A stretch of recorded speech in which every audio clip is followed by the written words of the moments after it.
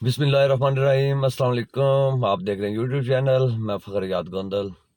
شہر اقتدار میں بہت سی ہلچل مچی ہوئی ہیں، افواہیں پھیلائی جا رہی ہیں کہ الیکشن کمشنر مستعفی ہو رہے ہیں اور چیف جسٹس آف پاکستان الیکشن کالعدم قرار دے رہے ہیں۔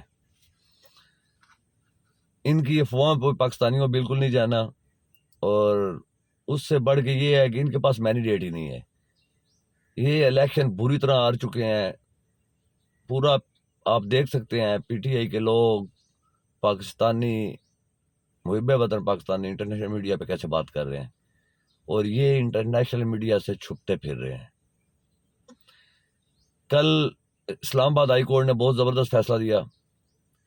جو 3 نوٹیفیکیشن جاری ہوئے تھے، مسلم لیگ نون کو جتوایا گیا تھا، وہاں کئی صحافیوں سے، دانشوروں سے اور بہت سے لوگوں سے بات ہوئی جو حلف اٹھا کے کہہ رہے تھے کہ یہاں پہ مسلم پی ٹی آئی 50 60 ہزار کی لیڈ سے جیت رہی تھی۔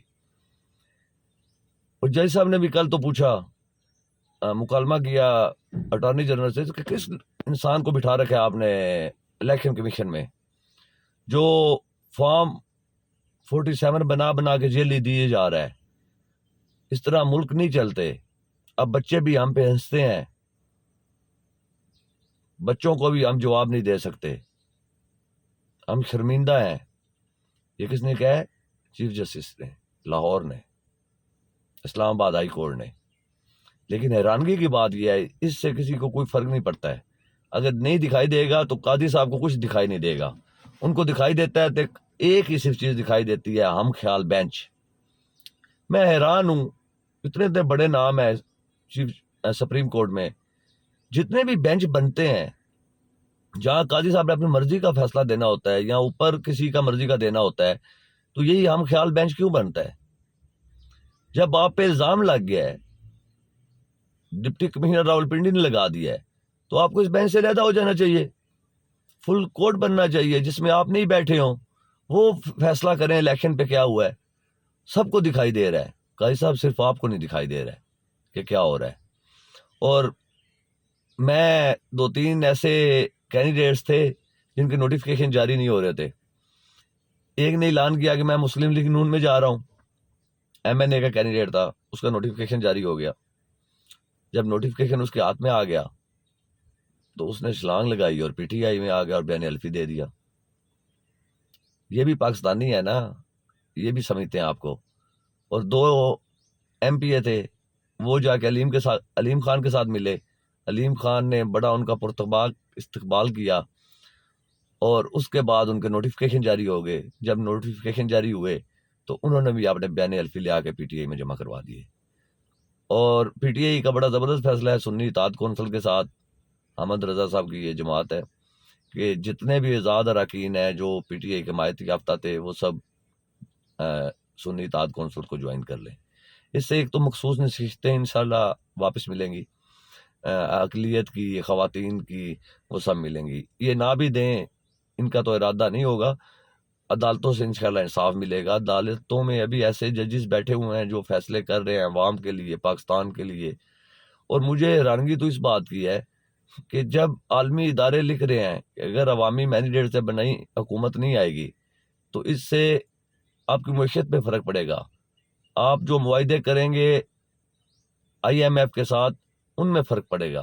کون معاہدہ کرے گا آپ کے ساتھ؟ اپنی شرطوں پہ کریں گے پھر وہ، اور آپ سے سب کچھ منوائیں گے، اور کوئی بھی ان میں سے کوئی بھی وفاق میں بیٹھنے کے لیے تیار نہیں ہے۔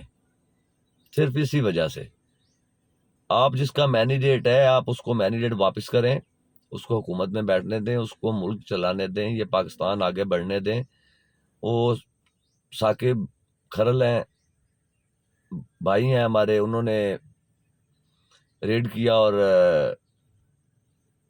جہاں پہ مشینیں لگی ہوئی تھی اور بیلٹ پیپرز تیار ہو رہے تھے مسلم لیگ نون کے لیے اسپیشل پرائیویٹ سیکٹر میں، یہ گورنمنٹ کا کام ہے۔ پرائیویٹ سیکٹر میں بیلٹ پیپر سب سے بڑی بات تو یہی ہے جس پہ میڈیا نہیں بول رہا۔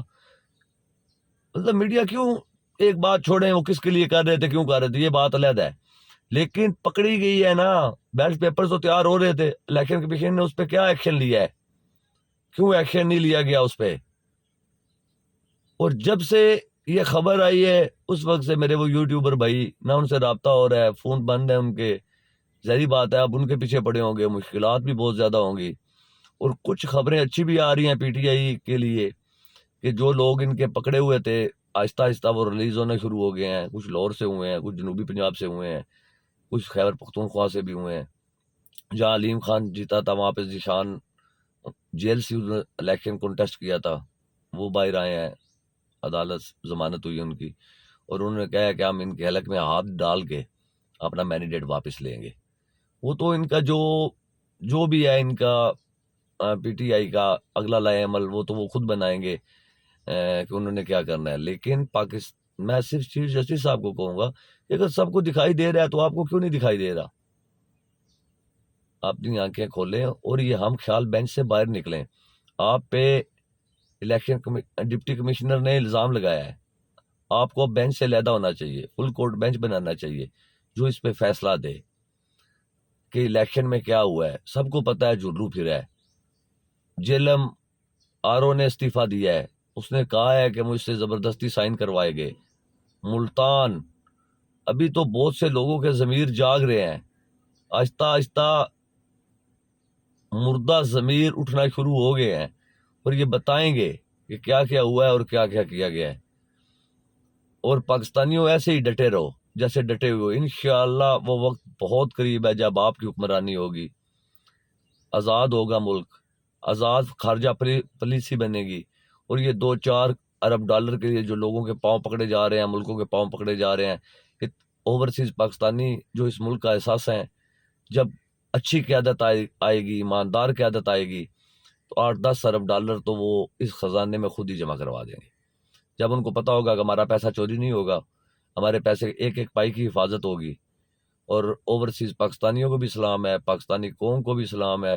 ایسے ہی ڈٹے رہیں. یہ چند جو ابھی بھی اداروں میں گندے انڈے بیٹھے ہوئے ہیں، انشاءاللہ ان کا احتساب بھی بہت جلد ہوگا. پاکستان زندہ باد.